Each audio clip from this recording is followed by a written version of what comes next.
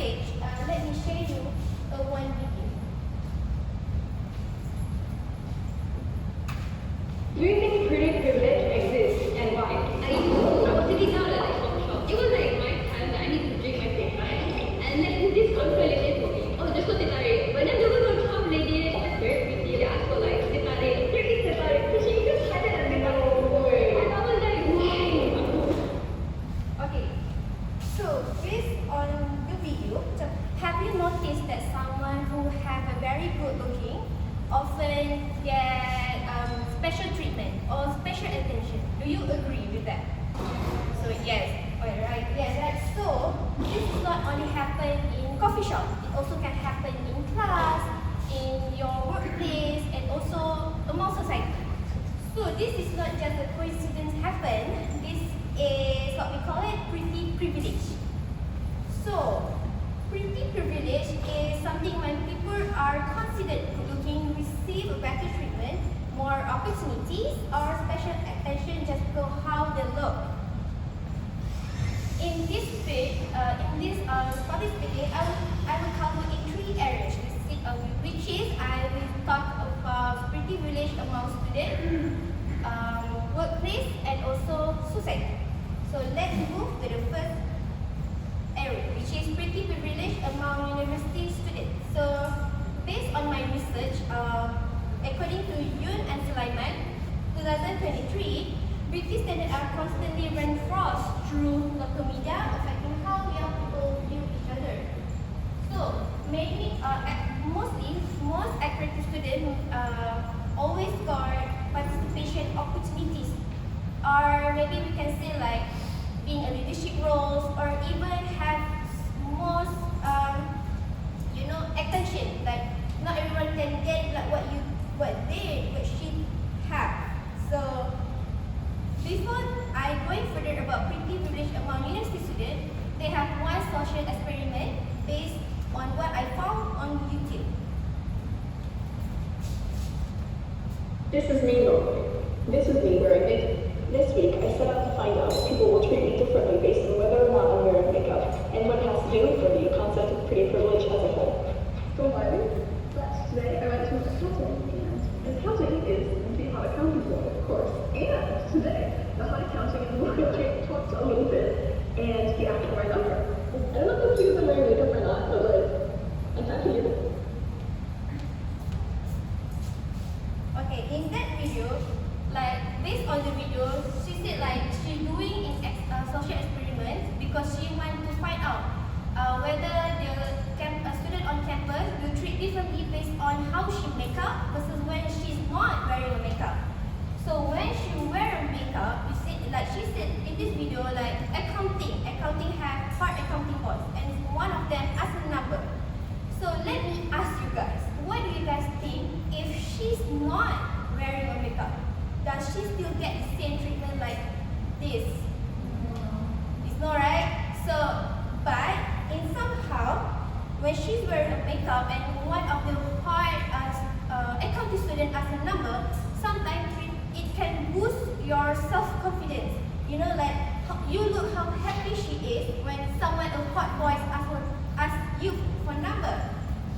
So sometimes pretty privilege can boost your confidence, or you feel being pretty, but somehow or however it also can lead to create unfair advantages. Look better, more than skills, students who don't fit beauty standards feel overlooked or undervalued, or leads to frustration and low self-esteem. Okay, so we proceed. So the pretty privilege doesn't stop in university. It also happens in workplace. So what I found in M2D News on Google, which is from according to Lee, in Malaysia, cases like influencer getting hurt because of their appearance highlight how works are sometimes very over skill. So it's similarly in a professional setting, which is employer may unconsciously prefer accredited candidates during interview promotion. So, which is pretty privileged in this workplace. So I always, okay, actually, have you seen this woman on maybe some of you guys not seen this, but I will conclude to you guys. So this woman is Soleh. So Soleh is got rejected because of rejected on job interview because of her physical appearance due to Malaysian beauty standard. So have you guys know Malaysian beauty standard, if you have a skinny body or you have fair skin, or even for boys who have a jawline, so that's what the Malaysian beauty standards. So in that video, Soleh said she got rejected on her job interview because she does not fit the ideal or the beauty ideal, which is maybe she is a plus size woman, so that's why she got rejected. But that's why employer may unconsciously prefer attractive candidate, because sometimes employer doesn't. Do you believe that first impression is important? Do you guys believe that? Okay, so that's why sometimes when employer may unconsciously prefer attractive, it doesn't look at your skill. It looks at your face or your preference. So that's why pretty privilege in the workplace are crucial. This explains that appearance can define how people treat you differently based on your looks. So this suggests that appearance comes with more heavily than actual qualification and experience. So we jump to the last part, which is the most crucial pretty privilege, which is in the society.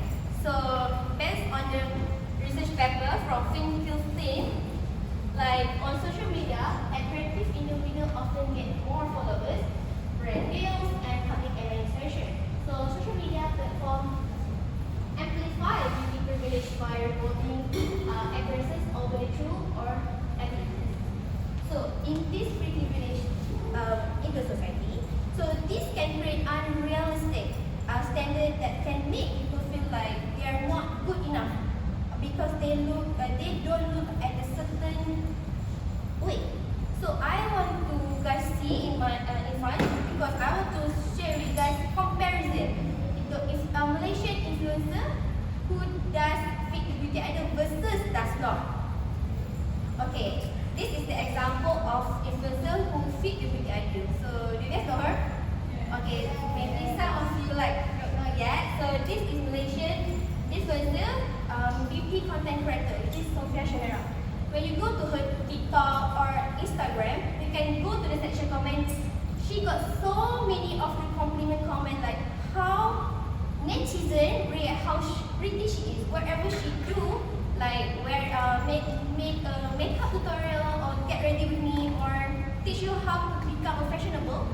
She always got the most compliment comment instead of this, influencer who does not fit the ideal, does not fit the beauty ideals. For example, this one is Malaysian food content creator, which is Baby Dora Dora. So Baby Dora Dora, she is the food content creator, right? So when you go to her account, like I see on my own eyes, like I made the research, most of her comment is like very harsh. Sometimes people can treat others very badly because of how she looks. Because maybe she does not fit the beauty ideals of Malaysia, like being skinny or being fair skin. But you can see all the comments like very sometimes can hurt other people too. So in this comparison, those who fit the beauty ideals often get more attention, like Sophia Shahera, while those who does not are sometimes ignored even they have maybe they have a meaningful content like she did, the food content creator. So last but not least, in conclusion, pretty privilege that I cover only in 3 areas, which is university, workplace, and also society. But pretty privilege may not always be obvious, but it can create unfair advantages based on look instead of effort or ability. We, as an art also, we don't need to reject the beauty, but we should be more aware of how we treat others. So before I end my speech, I have one quote for you guys. So don't let beauty standard define your worth. So that's all for today. Any questions?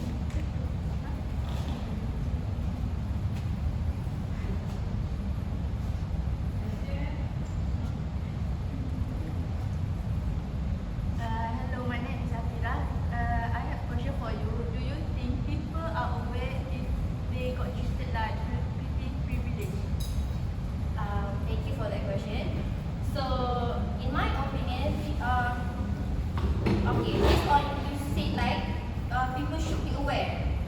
People should be aware, right? Does she know she got treated like people privilege, or she not nothing at all?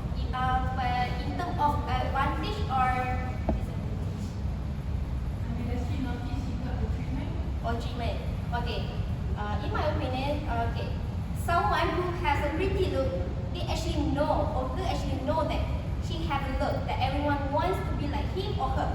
So I think like everyone notice the treatment of what friends give it to them. For example, if handsome guy, you know, like someone has so many crush on him, so they don't actually they notice how people treat her or him about their looks, about their maybe appearance. So I guess everyone notice when they get treatment of the beauty of the beauty privilege.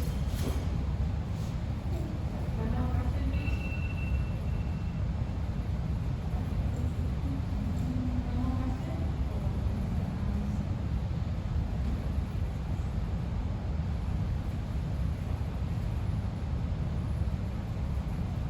One more question from the audience, please.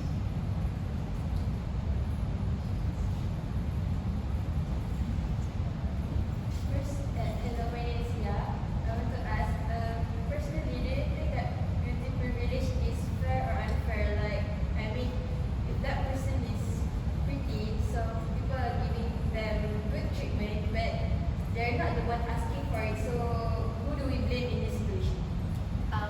Thank you for that question. Actually, I don't blame anyone. So you or yourself should have very what we gonna say, like you have a moral value towards other. So that's why I said in my conclusion that we don't need to reject beauty, but we should be more aware of how we treat others. So sometimes people doesn't want to be like sometimes people who doesn't